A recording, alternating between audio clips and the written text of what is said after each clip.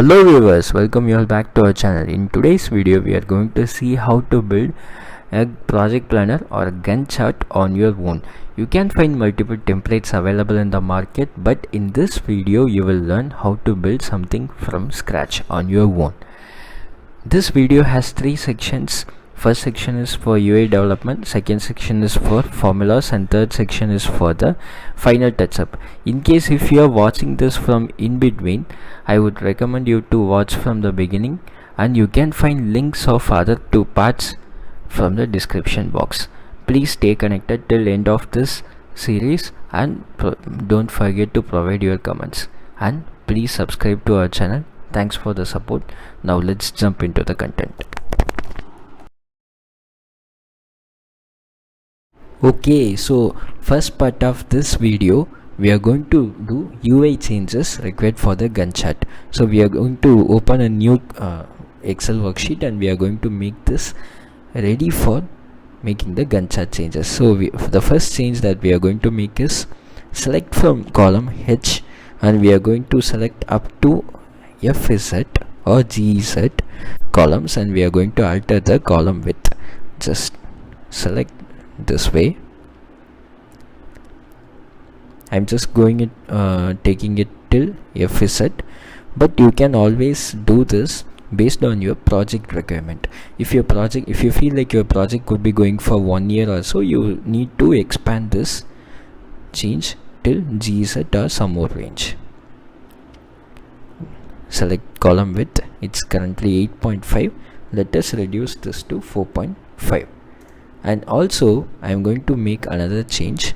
I am going to reduce the font size till, okay, I'm just making this as 11, font size as 11, and then let's make one more change here, that is just select A5 and A6, apply merge and center. It should be Alt HMC. Now copy this and apply the same change till, or paste the same change till FZ.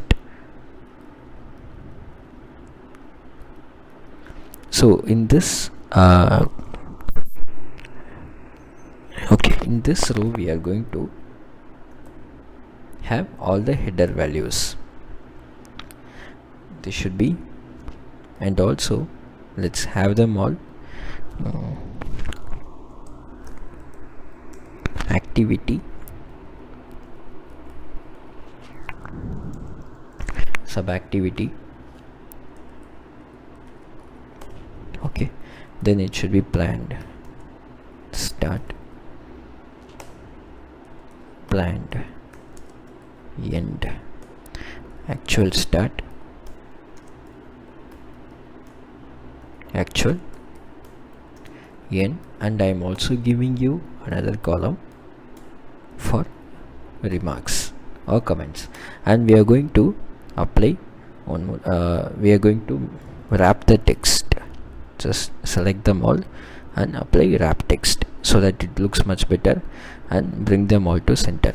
Now we are going to make another change here. We are going to introduce a column, or we are going to introduce a cell to collect the project start date. So let's add a label here, Alt HMC, and make this as project start date. Now I'm just going to enter today's date. It's 30 April 2022. Now I'm going to refer this date in this cell especially equal to D3. Now I get this error because this cell is not large enough to accommodate this larger text. That's the reason you get this hash error. In order to do this, I am going to modify format of this. Sorry,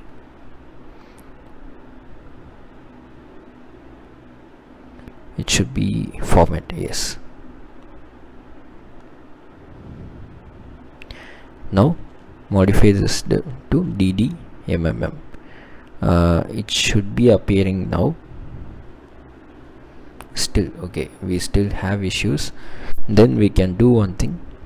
We can again select this up to FZ, and we can slightly increase the column width to 5. So I have applied this change up to F series, up to FZ. I'm going to increase the column width again to 5. Okay, I think that's the issue. Font size should not be. Let's revert the column change. Okay, font size should be equal to 11.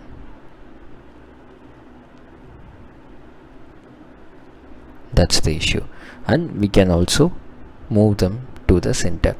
Now here we got the same value. So if you modify your project start date, that reflects automatically. Now we are going to increment one date from this cell going forward, equal to h5 plus 1. That gives you equal to 1st of May, and this should be equal to i5 plus 1. Now just select these two and drag this up to FZ.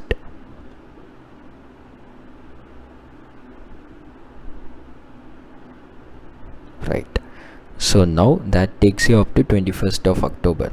In case if you feel like your project could be running beyond this also, then you can drag the timeline series based on that. Right, now we are almost all set. Now we have to modify the row height. Even for a massive project, you may not have tasks beyond 200 count.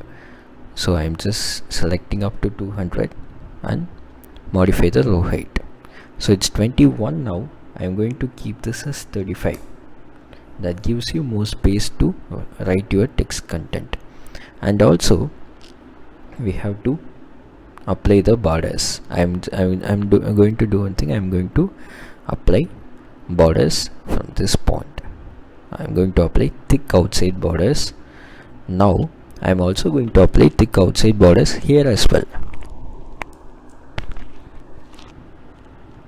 Thick outside borders. And now another thing, I am going to remove the grid lines. I have removed the grid lines, and now let's make another change. Till 200th row, I am going to apply borders, proper borders, or the inside borders. Okay, just go to borders and then more borders. Now all we need to do is select the thin line and apply the inside borders, then select the thick line and apply the outside borders. That gives you a better one. Okay, so I think here I need to apply the thick outside borders again. It's better, it's much better now. So we have almost everything set. Now let's apply the colors as well.